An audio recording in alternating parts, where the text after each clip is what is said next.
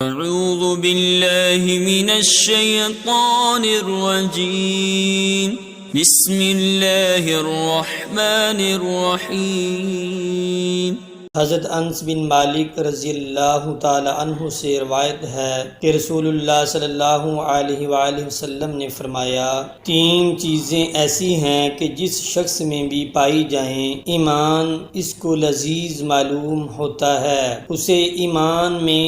مزہ آنے لگتا ہے، اللہ عز و جل اور اس کا رسول صلی اللہ علیہ وآلہ وسلم اسے ہر چیز سے زیادہ پیارے ہوں، اس کی محبت اور ناراضگی خالص اللہ تعالیٰ کے لیے ہو،